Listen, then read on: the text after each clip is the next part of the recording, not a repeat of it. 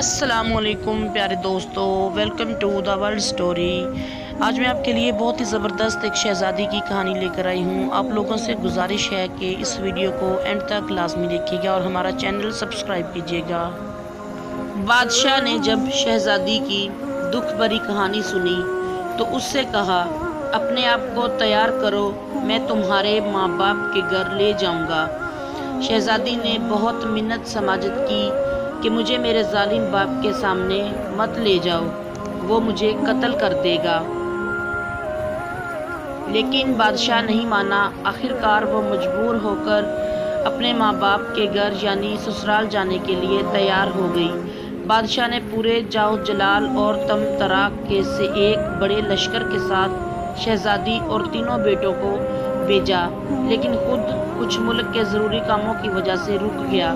اپنے وزیر و وکیل سے کہا، قاضی شہزادی کے ساتھ کر دیا اور کہا کہ تم لوگ ملکہ کو لے کر روانہ ہو جاؤ، میں پہلی، دوسری یا تیسری منزل پر تم لوگوں سے ضرور آ کر ملوں گا۔ وزیر، وکیل اور قاضی شہزادی کو لے کر لشکر کے ساتھ اس کے ماں باپ کے ملک کی طرف روانہ ہو گئے۔ شام ہوتے ہوتے انہوں نے پہلے منزل پر پہنچ کر پڑاؤ ڈالا۔ خادموں نے شہزادی کا خیمہ کھڑا کیا۔ تب شہزادی نے دیکھا کہ وزیر کا خیمہ بھی اس خیمے کے بالکل قریب کھڑا کیا گیا ہے۔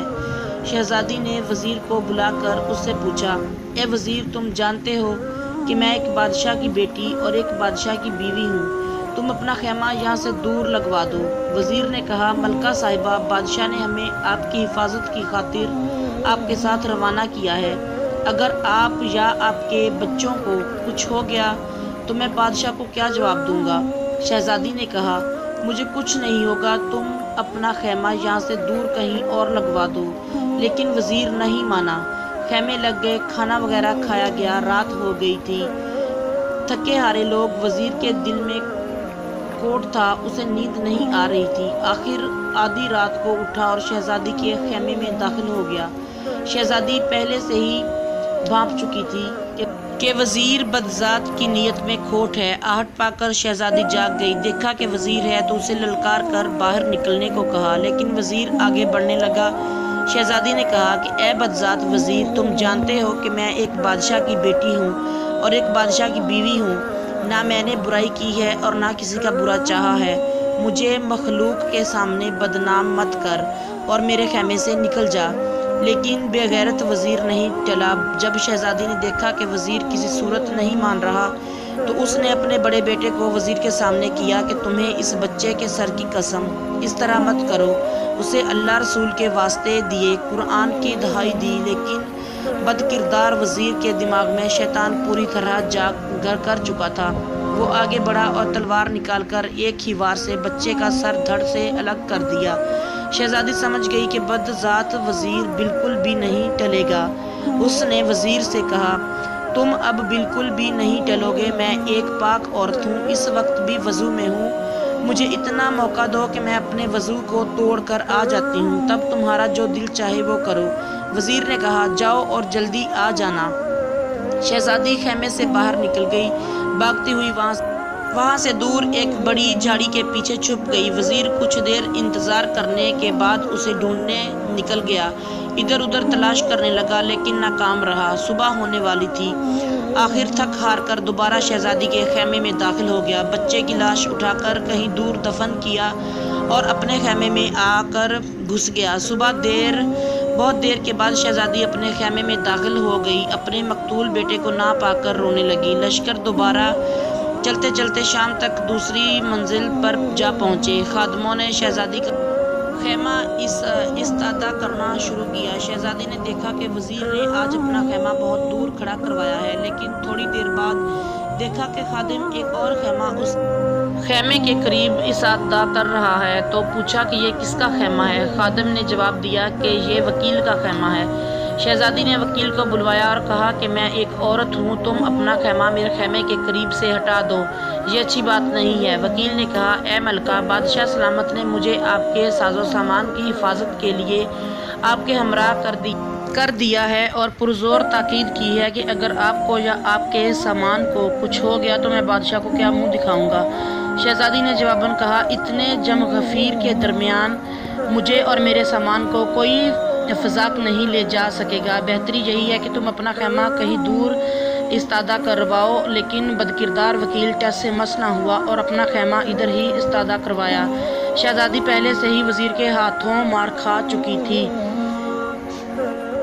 اس لیے اس رات وہ اپنے پوری ہوش و حواس میں تھی۔ ویسے بھی اسے نیند نہیں آ رہی تھی۔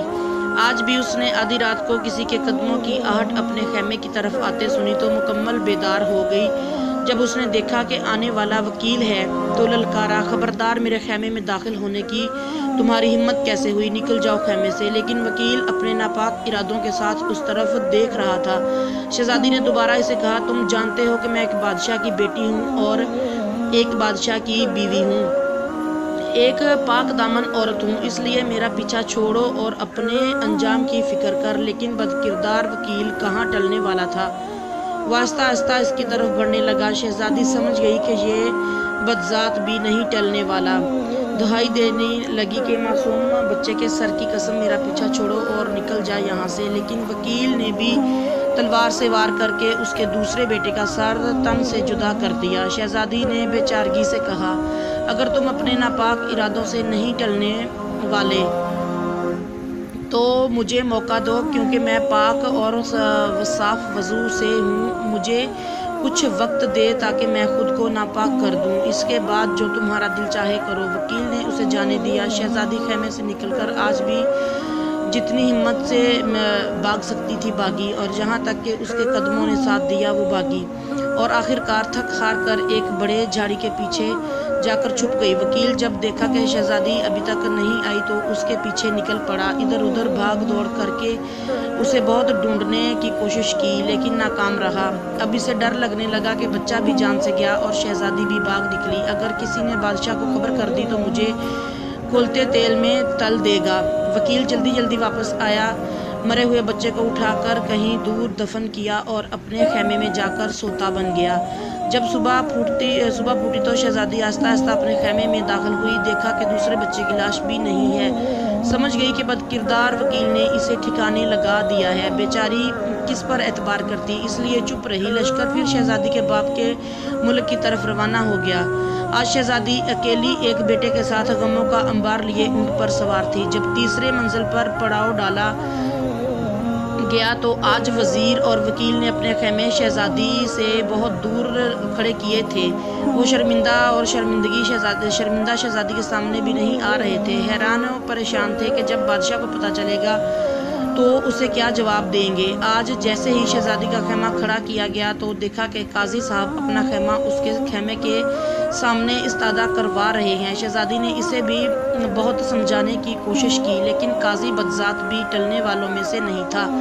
آج کی رات بھی شہزادی کے لیے قیامت کی رات تھی۔ وہ سمجھ چکی تھی کہ قاضی بدذات بھی ان دونوں سے کسی طور کم نہیں۔ آج رات تو شہزادی بالکل بھی نہیں سوئی، بیٹھی رہی۔ جب رات آدھی سے زیادہ گزر گئی تو دیکھا کہ قاضی بھی خرامہ خیموں میں داخل ہو رہا ہے۔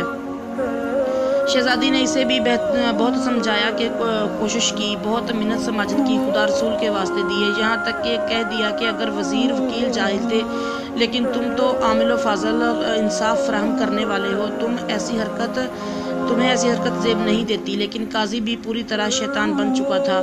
اس پہ ان باتوں منت سماجتوں کا کوئی اثر نہیں ہوا۔ شہزادی نے دیکھا کہ جب یہ بھی ٹلنے والا نہیں تو اسے خیال آیا کہ شاید اس کے دل میں رحم پیدا ہو جائے۔ اپنے تیسرے بچے، سب سے چھوٹے بچے کو اس کے سامنے کر دیا، اس کی دہائی دی، واسطے دیے، لیکن قاضی تو ان دونوں سے بھی 2 ہاتھ آگے نکلا۔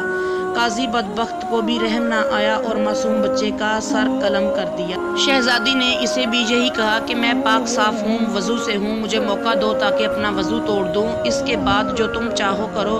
قاضی نے بھی اسے جانے دیا۔ جیسے ہی شہزادی باہر نکلی، جدھر منہ اٹھا بھاگ نکلی۔ بھاگتے بھاگتے اچانک اس نے دیکھا کہ آگے ایک بہت بڑا دریا بہہ رہا تھا۔ اس کے دل میں دھواں بھر گیا، اپنے معصوم بچوں کی یاد آئی، اس کا دل خون کے آنسو رو رہا تھا، اور وہ سوچ رہی تھی کہ اگر بادشاہ نے پوچھا کہ بچے کدھر ہیں تو میں اسے کیا جواب دوں گی۔ اس سے بہتر ہے کہ خود کو اس دریا کے حوالے کر دوں۔ یہ فیصلہ کر کے اس نے دریا میں چھلانگ لگا دی۔ یہ پرشور دریا اسے چکر دے کر کہیں کا کہیں پہنچا کر دوسری طرف نکال لے گیا۔ دوسری طرف 6 فقیر جو کہ بائی تھے اپنے کپڑے دریا پر دھونے کے لیے لائے تھے۔ جب دیکھا کہ دریا میں کوئی عورت بہتی ہوئی آ رہی ہے تو پکڑ کر باہر نکال لائے۔ اب شہزادی کے پیروں تلے سے زمین نکل گئی کہ اس کے ہوش و حواس جواب دے گئے کہ کہاں وہ تینوں بدذات بد کردار کے ان سے اپنی عزت بچا کر بھاگ نکلی تو ان 6 ننگ دڑنگے فقیروں کے ہتھے چڑھ گئی۔ فقیروں میں سے ہر ایک یہی کہہ رہا تھا کہ یہ میری ہے۔ آخر صلح یہی ٹھہری کہ اسے اپنے باپ کے پاس لے جائیں گے، وہ جس کا کہے گا یہ عورت اسی کی ہے۔ وہ شہزادی کو اپنے باپ کے پاس لے گئے۔ ان کا باپ ایک زیرک اور عقلمند انسان تھا۔ دیکھتے ہی سمجھ گیا کہ یہ شہنشاہ گھرانے کی عورت ہے، میرا کوئی بھی بیٹا اس کے لائق نہیں۔ اسی وجہ سے اس نے اپنے بیٹوں کو سمجھایا کہ اے میرے بیٹے، تم 6 بھائی ہو، تمہاری کوئی بہن نہیں، اسے اپنا بہن بنا لو۔ تم 6 بھائی اور 7ویں تمہاری یہ بہن، اس کی خوب نگہداشت کرو، اس کی برکت سے تم سب خیر و سرخرو ہوگے۔ باپ کے فیصلے سے سب فقیر خوش ہو گئے سے بڑھ کر اس شہزادی کا خیال رکھنے لگے۔ ان کو چھوڑ جب بادشاہ چوتھے دن آ کر لشکر سے ملا تو دیکھا کہ وزیر، وکیل اور قاضی اس سے کترا رہے تھے، اس کے سامنا کرنے سے شرمسار تھے۔ جی تو پیارے دوستو، کیسی لگی آپ کو یہ کہانی؟ یہ کہانی ابھی ختم نہیں ہوئی، اس کا یہ پارٹ 1 تھا۔ پارٹ 2 میں اس کا اینڈ لازمی دیکھیے گا، انشاءاللہ وہ بھی جلدی اپلوڈ کروں گی۔ تب تک کے لیے اللہ حافظ۔